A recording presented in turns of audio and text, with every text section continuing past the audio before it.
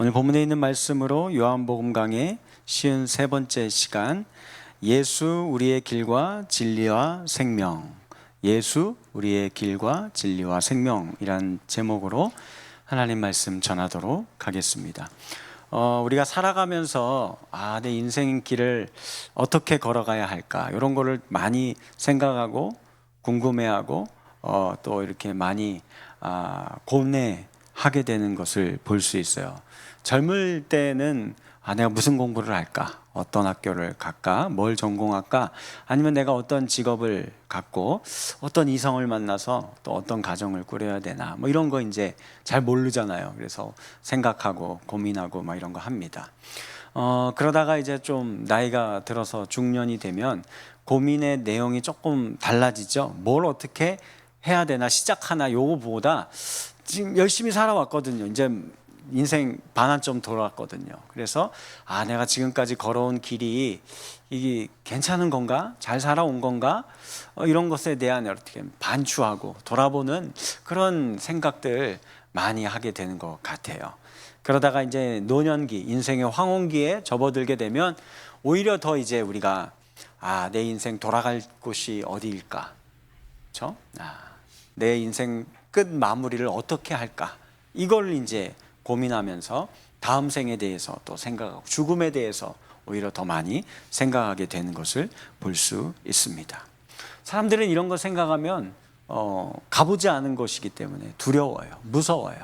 그 제자들도 사실은 그런 고민이 지금 현재 계속 진행되고 있어요. 우리가 알다시피 최후의 만찬을 통하여서 예수님께서 말씀하시는 거, 그리고 예수님이 행하시는 거 보면은 마치 이제는 자기들을 떠나고 다시는 안 볼 요량인 것처럼, 그리고 예수님 생명을 잃게 되는 것처럼 말씀을 하시니까 제자들은 너무 두렵고 당황스러운 겁니다. 예수님을 쫓아서 살아왔는데요.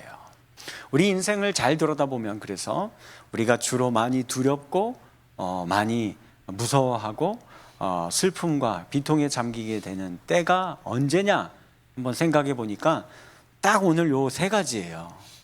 세 가지 경우가 그렇게 됩니다. 첫 번째는 가장 소중한 사람과 이별하게 될 때, 사별이죠. 가족과, 그렇죠? 부모님 떠나보내고, 이런 일은 생각도 하기 싫지만 부모가 자녀를 먼저 보내거나 아니면 부부간에 이제 사별을 하고 형제들이 하나 둘씩 이제 생을 달리하게 되고, 이렇게 되면은 얼마나 슬퍼요. 비통과 눈물 가운데 빠지게 돼요. 생명을 잃게 됨으로 인하여서 헤어지게 될 때요. 또 언제 사람들이 실망과 절망과 좌절에 빠지게 될까요? 내가 열심히 살아온 인생의 꿈이 있어요. 그렇죠? 열심히 달려왔던 길이 있어요. 그런데 그게 뭐 개인적인 이유가 됐던 이 사회적인 어떤 이유가 되었던지 간에 그게 좌절되고 단절되고 꺾이는 거예요. 사회적인 부조리와 병폐 때문에 그게 꺾이게 되는 경우도 있죠. 청소년 때부터 열심히 국가대표의 꿈을 갖고 태능선수촌에 뽑히기 위해서, 그렇죠? 쉬지도 않고 정말 이런 40도 오르는 한여름에도 막 열심히 운동하고 러닝하고 막 헬스 막 바벨 뭐 이런 거 하면서 국가대표 선발전 나갔는데 내가 뽑혀야 돼도 충분한 점수는 이미 다 따놨는데 이미 뇌물을 공유하고 주고받아서 이미 선발된 사람 명단이 이미 다 짜져 있는 거예요. 그래서 그 젊은이의 꿈이 좌절되는 거예요. 그러면 얼마나 허무합니까? 어떻게 살아가야 될지 그 친구는 이제 모르게 되는 거예요. 이런 거 겪게 되면, 그렇죠? 내 인생의 길이 단절되는 것 같은 느낌이 들 때 사람은 완전히 무너지게 되어 있어요. 또 하나 어떤 경우가 있을까요? 사람은 그냥 아무 생각 없이 살아가는 동물이 아니거든요.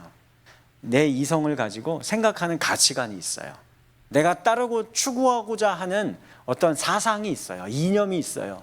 그래서 이거는 꼭 이걸 통해서 이 세상을 좀 더 살만한 세상으로 만들 수 있겠다라고 생각하면서 그 어떤 한 깃발을 흔들면은 그 깃발을 따라서 사람들이 살아가게 되어 있거든요.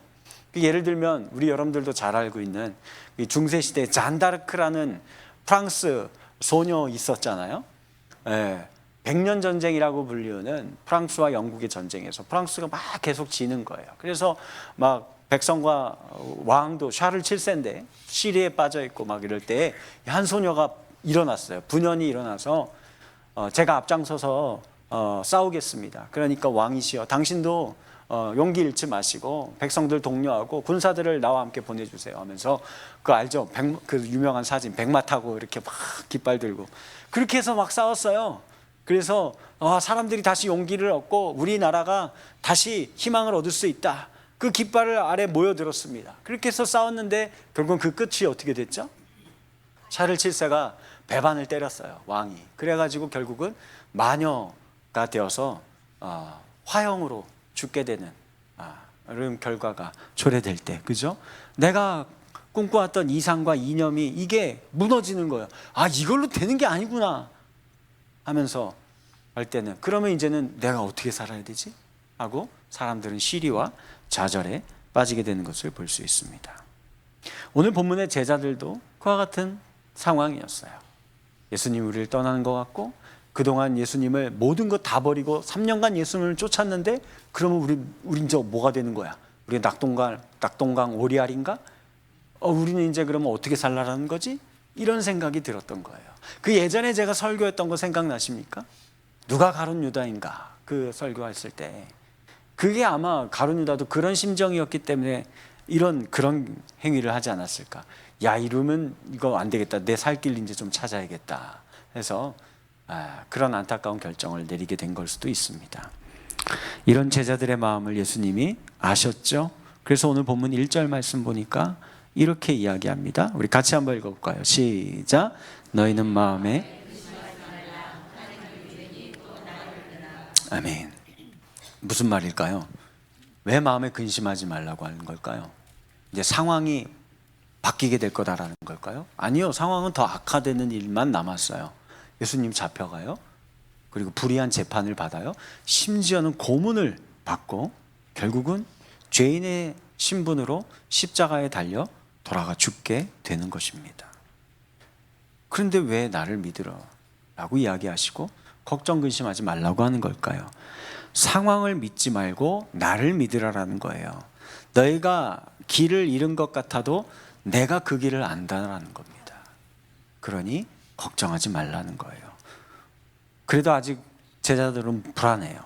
그래서 도마가 물어요. 주여, 주께서 어디로 가시는지 우리는 아직 알지 못하겠거늘 그 길을 우리가 어떻게 알고 따라가겠다라는 말입니까? 알려주세요 라고 묻죠. 그러니까 도마는 방향과 절차를 묻는 거예요. 정확하게 내비게이션 찍어달라는 거예요. 그러면은 우리가 그 길 따라서 이렇게 가겠다, 그걸 이야기를 하는 거예요. 그런데 예수님은 제자들에게 지도를 건네시지 않아요. 지도를 건네는 대신 자기를 이야기하십니다. 우리가 유명한 말씀, 그래서 나오는 거예요. 내가 곧 길이고 진리고 생명이다. 방법을 찾지 말아라 라고 얘기해요.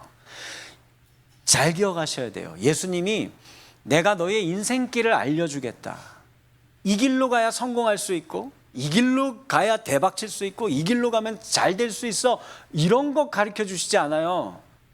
예수님 믿는다고 교회 나온다고 그런 거 여러분들이 알게 되는 거 꿈꾸지 마세요. 꿈 깨세요. 그런 거 아니에요. 예수님 뭐라고 합니까? 너에게 딱 맞는 길을 알려주, 이 아니라 내가 곧 길이다 라고 이야기를 하시는 거예요. 내가 너희에게 진리를 설명해 줄게. 요즘 시대에 진짜 기가 막힌 가치관 하나 내가 너희에게 알려줄게, 이렇게 얘기하지 않아요.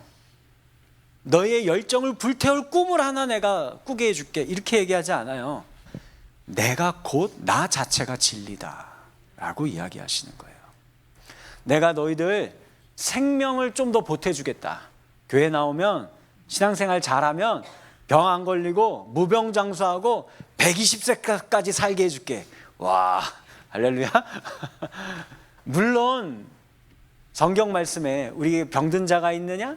중보하면서 안수하면서 하나님, 예수님의 이름으로 기도하라라고 이야기는 하셨어요. 그러면 하나님의 은혜 가운데 치유되는 역사도 나타날 것입니다만은 그게 본질이 아니에요. 그런 생명 이야기하는 게 아니에요. 너희들로 조금 더 건강하게, 조금 더 오래 살게 해주겠다, 이런 얘기 하신 적 없어요. 그런 거 교회에서 찾지 마시고 좋은 영한 의사 선생님 이렇게 찾아가시고 매일 건강검진 받으시고 매일 열심히 운동하시고 이렇게 하세요. 그러나 예수님 말한 거는 나 자체가 생명이다, 내가 생명이다, 이 이야기를 하십니다.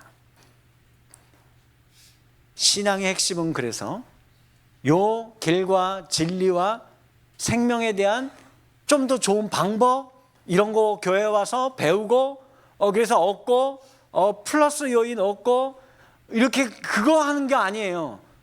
그 전에 했던 요 모든 길과 내가 꿈꾸었던 꿈과 가치와 흔들던 깃발과 그리고 내가 추구했던 내 생명, 이거 다 버리고 이거 아니고 예수 자체가 진짜 길이고 유일한 길이고, 예수 자체가 유일한 단 하나의 진리이고, 예수 자체가 우리에게 주어진 단 하나의 생명입니다.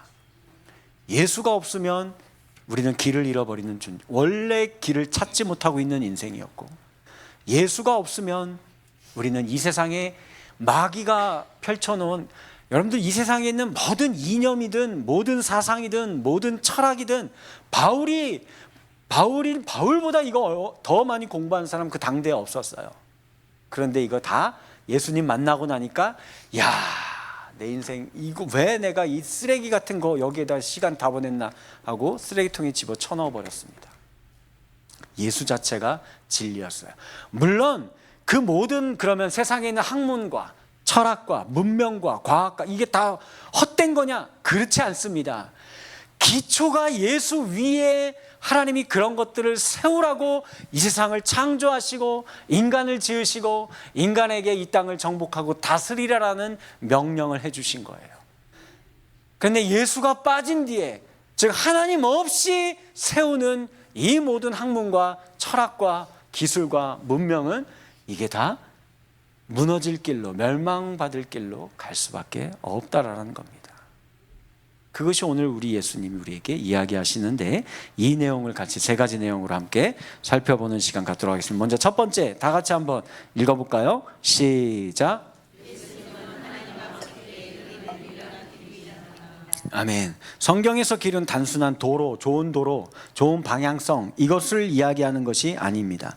예수님을 통해서 내 인생의 길이 좀 더 편안해지고 넓은 길로 가고 좋은 길로 가게 되는 것을 이야기하지 않아요. 사실은 우리 여러분들 알다시피 예수님은 예수를 따르고자 하면은 좁은 길로 가고 좁은 문으로 가게 된다라고 말씀합니다. 나로 말미암지 않고는 아버지께로 올 자가 없느니라. 요게 길의 핵심이에요. 우리 인생의 길은 결국은 어디를 향해 가야 합니까? 하나님이 우리를 지으셨어요. 하나님이 우리의 창조주예요. 하나님과 늘 교통하고 하나님과 늘 관계되고 하나님을 향해서 살아가는 인생이 되어야 하는 거예요. 그것이 우리 지음받은 인생들이 걸어가야 유일한 길입니다. 근데 그게 유실되었어요. 죄로 인하여서 우리는 이제 하나님이 어디 계신지를 찾지를 못합니다. 하나님은 언제나 우리 가운데 계시는데 우리 죄로 어두워진 우리의 눈과 귀가 하나님을 보지 못하고 하나님을 듣지 못합니다. 그 유실된 길을, 아버지께로 나아가는 길을 열어주시는 분이 누구예요? 오직 예수 그리스도예요. 그래서 예수님만이 유일한 길이 되시는 것입니다. 이 내용을 구약 성경에서는 모델 하우스로 우리에게 보여준 게 있어요. 그게 성전이에요. 성전에 보면 성소가 있고 그 안에 지성소가 있습니다. 지성소는 여호와의 영광이 임재하는 곳이에요. 그래서 여기는 아무나 못 들어가요.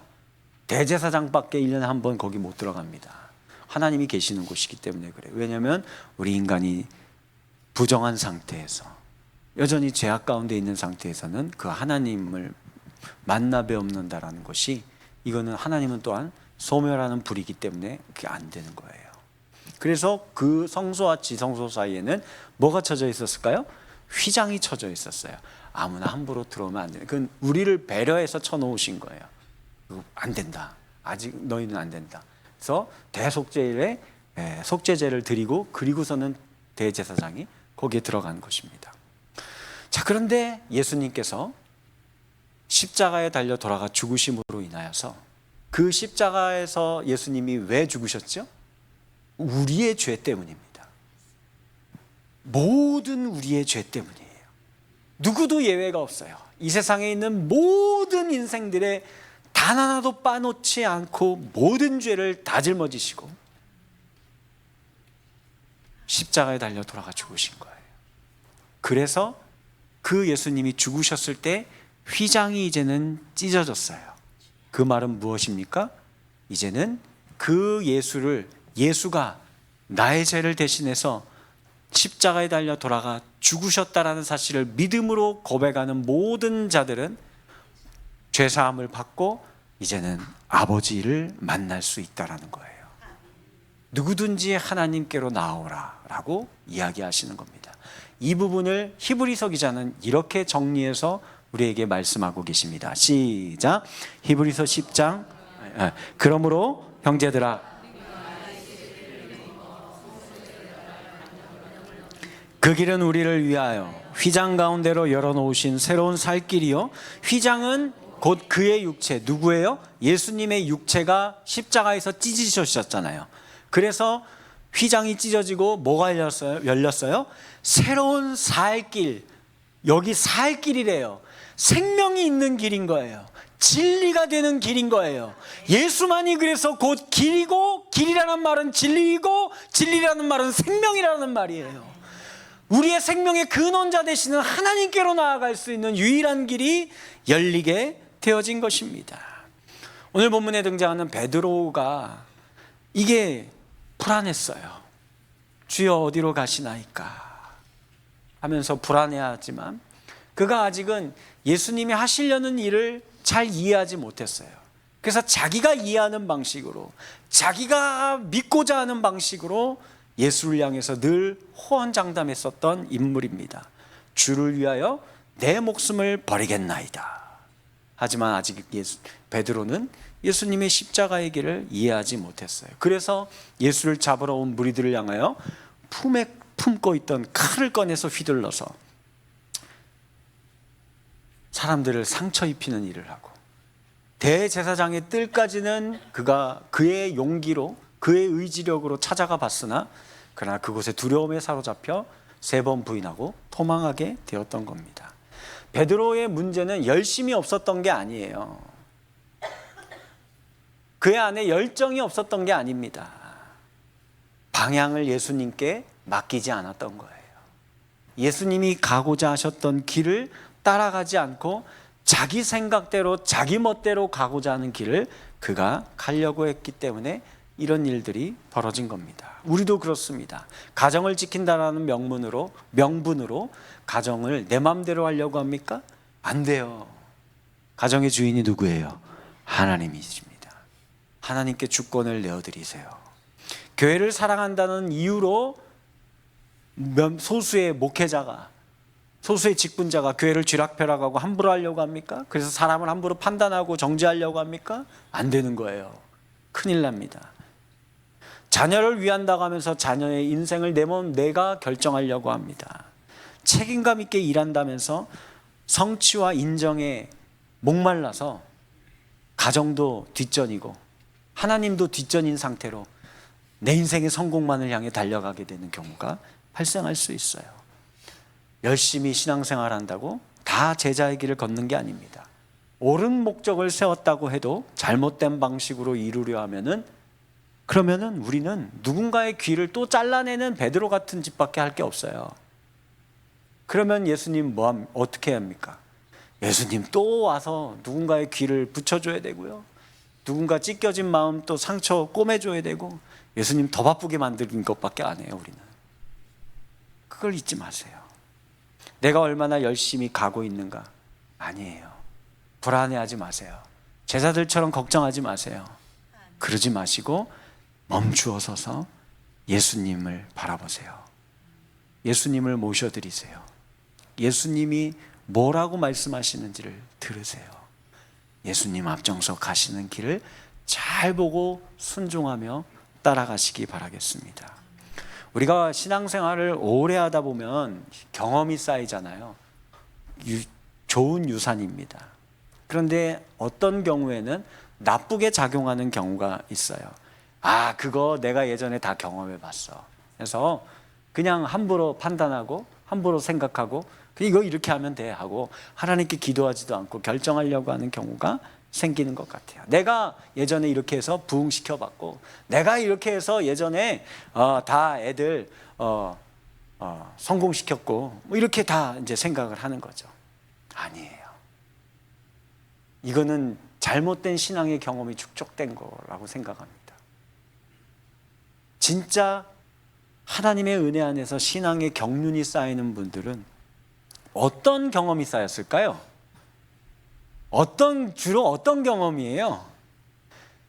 대부분이 다 내 멋대로 했다가, 하나님의 말씀에 불순종했다가, 하나님의 뜻이 분명히 있었는데 그게 아니라 내 마음대로 했다가, 원래는 망할 인생인데, 원래는 끝장난 인생인데 하나님이 살려주시고, 하나님이 고쳐주시고, 하나님이 다시 일으켜 세워주시고, 이 경험이 쌓인 거 아니에요? 그러면 이제는 우리가 이거를 아는 사람이 되면 어떻게 되는 걸까요? 하나님, 이제는 제가 앞장서지 않겠습니다. 제가 뭘 안다고 먼저 판단하지 않겠습니다. 주님이 앞장서시고 저는 어린아이라 아무것도 알지 못하오니. 진짜 이렇게 될 것 같아요. 정말 신앙의 깊은 주님과의 만남의 경륜이 쌓이게 되면, 그래서 그의 인생이 신앙생활이 50년, 60년 지나고 70, 80평생이 되고 그러면 더 어린아이같이 되는 거예요. 주님, 저는 아이라 아무것도 제가 알지 못하오니 주께서 먼저 행하시고 주께서 먼저 나에게 가르쳐 주세요. 그러면 제가 기쁜 마음으로 당신 손잡고 따라가겠습니다. 이렇게 얘기해야 할 것 같습니다. 베드로가 그래서요, 나중에 보시면 갈릴리 호숫가까지 도망했었잖아요. 그런데 예수님 그곳까지 찾아가셨어요. 그리고 그를 책망하지 않았어요. 야, 너 이제는 열정 다 죽었냐? 뭐 여기서 너 뭐 하고 있는겨?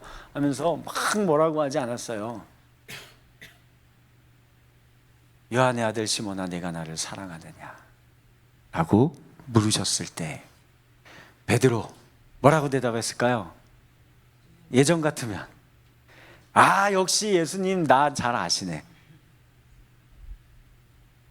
내가 조금 그랬지만 역시 저밖에 없죠? 알겠습니다. 내가 죽도록 충성하면서 다시 주의 일을 열심히 하겠습니다. 이랬으면 아마 이 녀석 아직 멀었네, 그랬을지도 몰라요. 근데 달라졌어요. 베드로가 예전에는 주로 그런 식으로 맨날 호언장담했었거든요. 그런데 이제 달라졌어요. 뭐라고 했죠? 주께서 하시나이다. 내가 주를 사랑하시는 줄 주께서 하시나이다. 내가 뭘 이렇게 하겠다, 저렇게 하겠다, 이건 내가 이렇게 하겠다, 뭐 이런 얘기 하나도 안 해요. 이제 그저 주님이 하십니다. 그러자 이제 예수님이 그럼 됐다, 내 양을 먹이라 라고 말씀하십니다. 사랑하는 성도 여러분들, 이게 길이신 예수님이십니다. 예수님 내 안에, 내가 예수님 안에 거하며 이 예수님과 동행하는 인생 되어지기를 주님의 이름으로 간절히 축원합니다. 둘째 또 한번 볼까요? 시작. 네, 예수님만이 진리예요. 그 말은 무엇이냐면, 진리는 단순히 오류가 없는 어떤 정보나 틀리지 않은 명제, 이런 걸 얘기하는 게 아니에요. 이런 거 얘기하는 게 아닙니다. 예수님이 말하는 내가 곧 진리다라는 말은 오늘 본문 읽진 않았지만 9절 말씀 보면 나를 본 자는 아버지를 본다라는 명제예요. 아버지는, 우리가 믿는 아버지는 누구이십니까? 하나님이세요. 말씀으로 온 우주와 세상 만물을 창조하신 분입니다.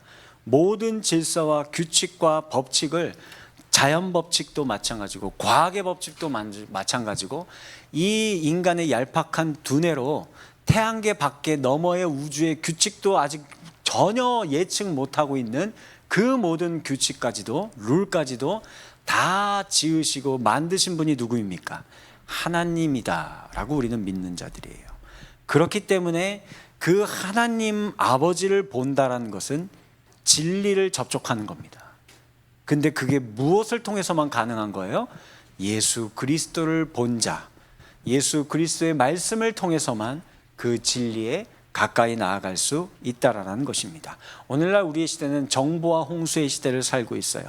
휴대전화 하나만 열어도 여러분들 어떻게 하면 건강해질까? 어떻게 하면 투자 성공할까? 어떻게 하면 자녀 교육 잘할까? 어떻게 하면은 심지어는 신앙생활 더 잘할 수 있을까?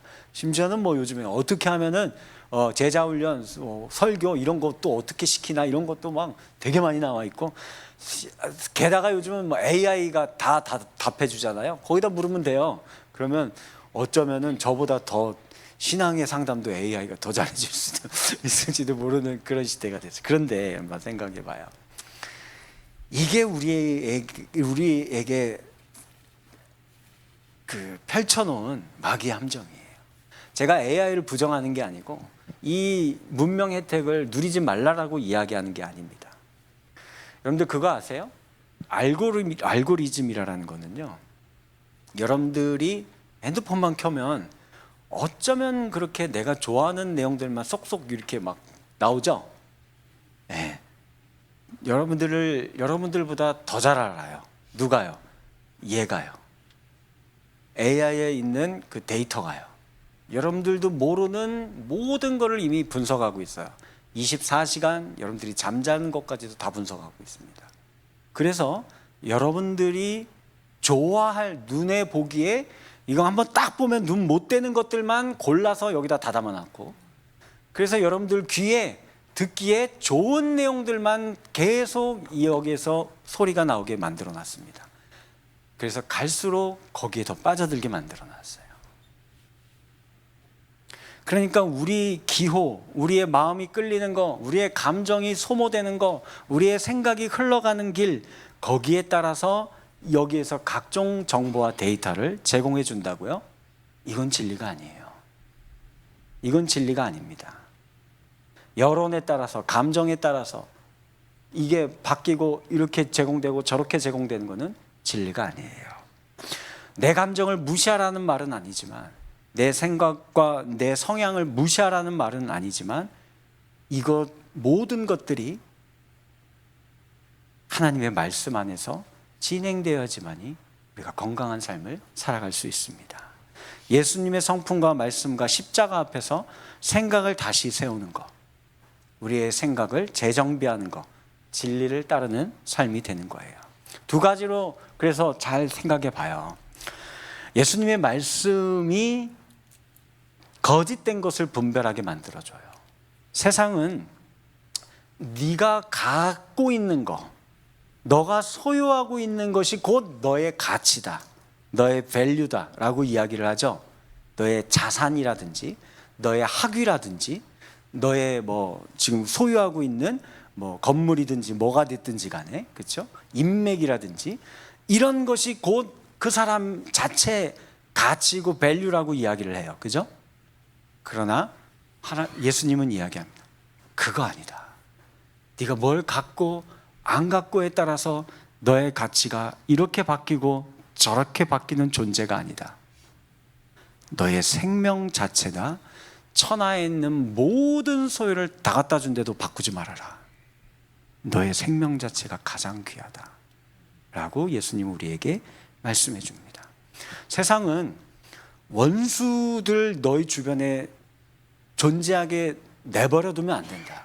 모든 경쟁자를 짓밟아야 되고 너의 자리를 위협하는 자들을 꺾고 그 자리에 올라가야 된다 라고 말을 하지만, 예수님은 이야기하죠. 원수도 사랑하고 심지어 너를 박해하는 자를 위해서도 너는 기도해 주어라. 세상은 높아져야지만 인정받는다라고 이야기를 해서 그 높은 자리를 다들 꿈꾸면서 거기만 바라보면서 올라가려고 하지만, 예수님은 아니다. 정말 너가 큰 사람이 되기를 원하느냐, 큰 자가 되기를 원하느냐, 섬기는 자가 되라. 낮아지는 인생이 되어야 된다 라고 우리에게 이야기합니다. 세상은 우리에게 단 한 번이라도 실패하면 끝장날 거라는 두려움과 불안을 우리에게 가져다 심어 놓았어요. 그렇죠? 내 직장에서, 회사에서, 내 이 사회에서 내가 한 번이라도 실수하고 그래갖고 한 번이라도 내가 완전 낙오자가 되면은 그러면 이거 다시 회복 못하는 그런 두려움이 있어요. 그러나 성경은 그 반대를 얘기해요. 생명은 거기서부터 시작한다. 너의 실패가, 너의 넘어짐이 내 힘으로는 이제는 나는 내 인생 끝났구나. 그게 바로 천국은 누구의 것이에요? 심령이 가난한 자는 복이 있나니 거기서부터 이제는 그래. 그러면 너가 천국을 이제부터 살기 시작할 거다 라는 거예요. 여기서 말하는 심령이 가난한 자는 절대적 내 빈곤 상태를 이야기하는 겁니다.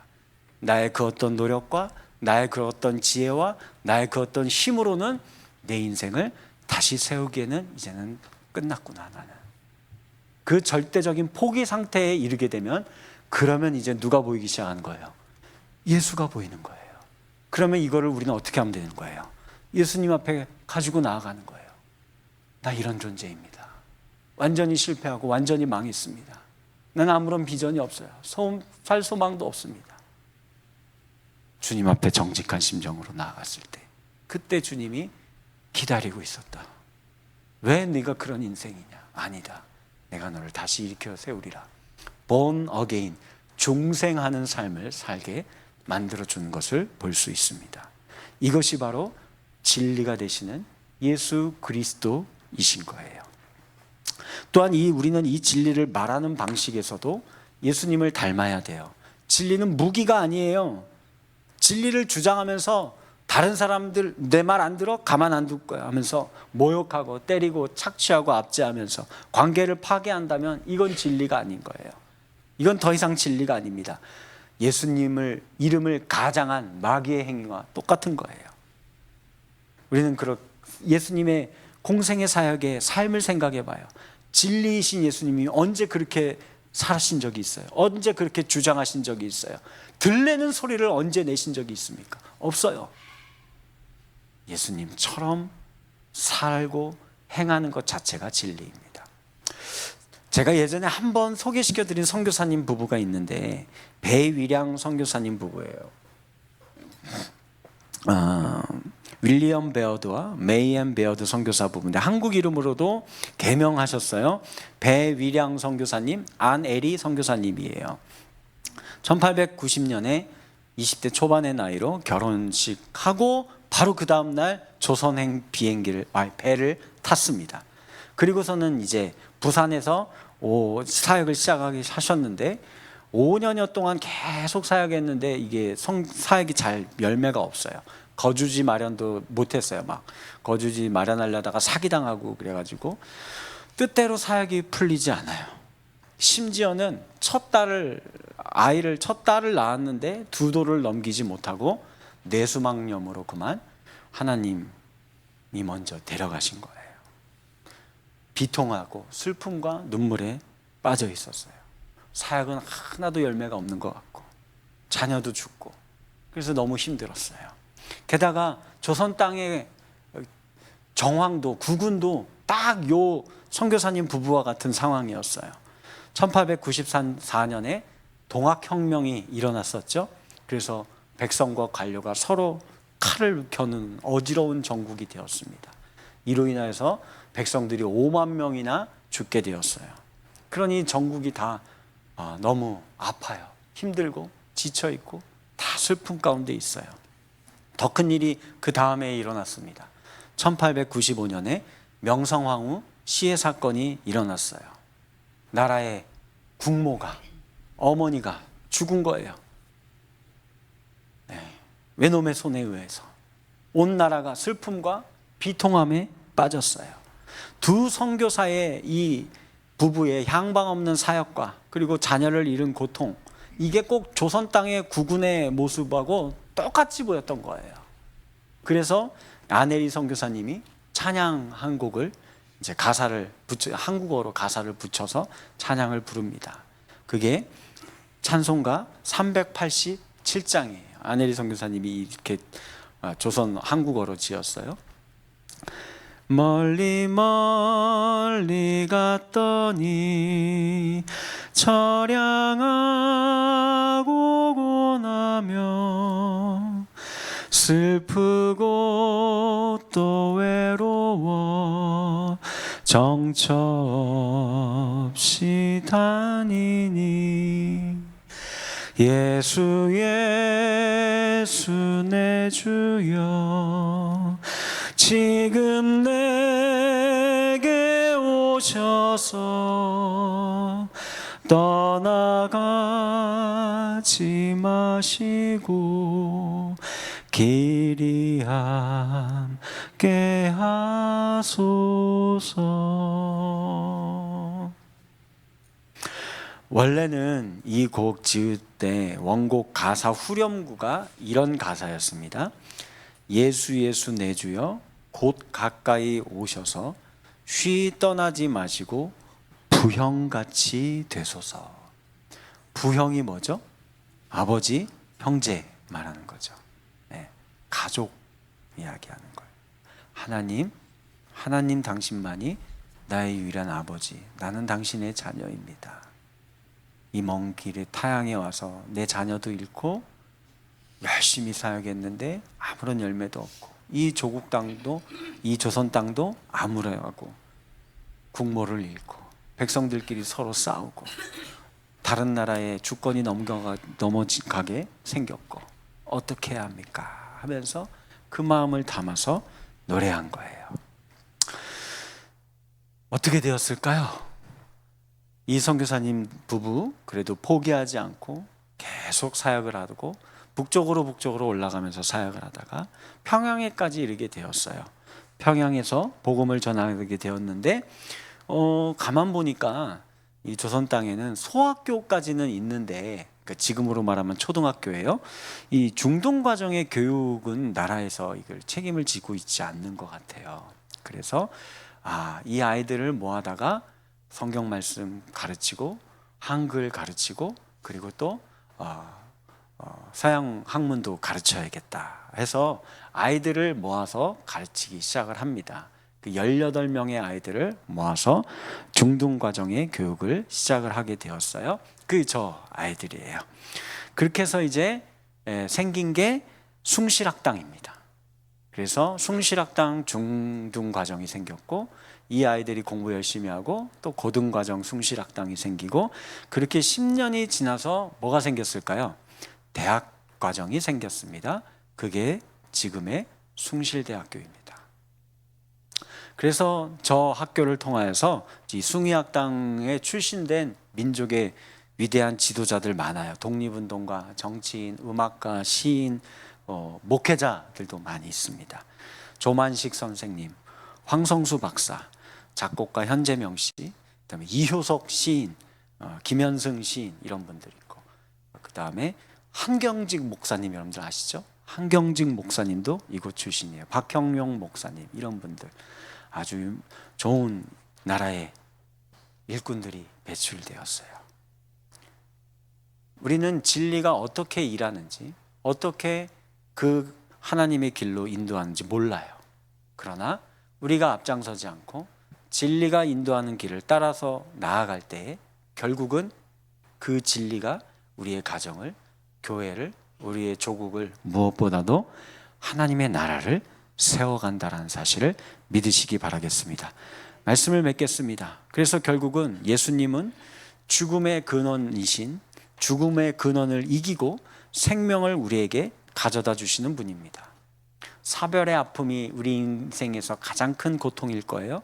그러나 요한복음 14장 18절 말씀 보시면 내가 너희를 고아와 같이 버려두지 아니하고 너희에게로 오리라 라고 말씀하고 계십니다. 그리고 그 예수님 말씀하신 대로 보혜사 성령 하나님을 우리에게 보내주시고 우리와 늘 함께하고 계세요. 우리가 정말 걸어가야 할 인생의 길과 추구해야 할 진리, 가치와 우리의 생명이 무엇일까요? 뭘 더 갖추고 얻고 하는 걸까요? 아니에요. 이제는 이후에 이 말씀의 내용으로 14장, 15장, 16장 우리에게 중요한, 이제 요한복음 제일 중요한 말씀의 가르침이 우리에게 나와요. 포도나무의 비유를 통해서 우리에게 가르쳐 주는 겁니다. 관계예요. 주님이 내 안에, 내가 주님 안에 거하고 있을 때 우리는 그 주님 안에서 진리의 길을 걸어가고 풍성한 생명의 삶을 누릴 수 있다는 사실을 믿으시고, 오늘도 그 주님을 영접하시고 그 주님과 함께 살아갈 수 있는 아름답고 복된 저와 여러분들의 신앙의 삶이 되어지기를 주님의 이름으로 간절히 축원합니다. 우리 함께 찬양하고 기도하겠습니다.